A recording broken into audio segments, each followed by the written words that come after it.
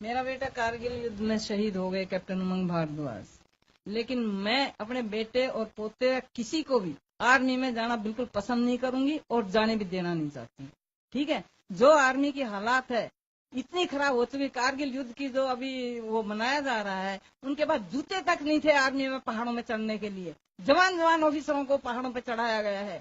کس لیے مارے گئے؟ جن کی ٹریننگ بھی پوری نہیں ہوئی. کیوں کارگل یدھ میں بھیجے گئے بچے؟ وہ مائیں نہیں تھی جنہوں نے پال پال کے اپنے آفیسر بنائے تھے؟ کیوں نہیں ٹریننگ دے دے کے بھیجے گئے سرکار نے؟ اپنے بچے جاتے نہیں ہیں اور باقی بچوں کو مروا دیتے ہیں لے جا کر. کہاں رہتی ہے سرکار پھر اس کے بعد؟ آپ بتائیے سرکار کو کیوں لوگ آرمی میں جائیں گے؟ میں تو کہتی ایک کو بھی آرمی میں نہیں جانا چاہیے. اور میرے اسکول کے اندر 400 بچے پاس آؤٹ ہوتے ہیں 12 سے، ایک بھی بچہ جانا نہیں چاہتا آرمی کے اندر. ایک بھی نہیں کہتا کہ ہم آرمی میں جائیں گے. بلال کا نام زندہ رہے گا.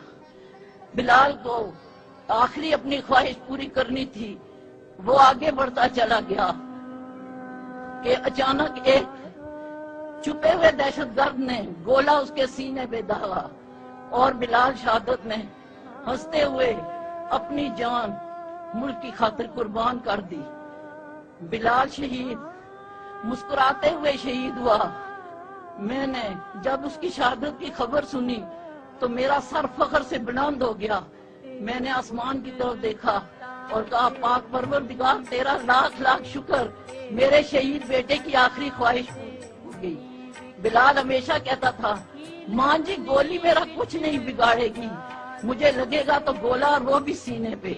اس کی یہ خواہش بھی پوری ہوئی. میری طرح کی ہزاروں مائیں یہاں بیٹھی ہیں. میں ان کو صرف اتنا کہنا چاہتی ہوں، آپ حوصلہ رکھیں، ہمت سے کام لیں. ایک بلال نہیں، ہمارے پاس ہزاروں بلال ہیں. اللہ تعالیٰ سے دعا ہے کہ وہ ہر ماں کو ایک بلال دے، اور جس وقت ایک بلال کی جگہ 10,000 بلال سر پہ کفن باندھے سرحد کی طرف دوڑ پڑیں گے، دہشت گرد تو کیا دنیا کی کوئی طاقت نہیں روک سکے گی.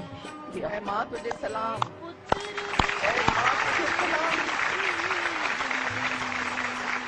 تو ہمیں ایسی جائیں گے کہ زیادہ ابھی تک کوئی آپ نہیں آ سکتی. آپ کو سلام.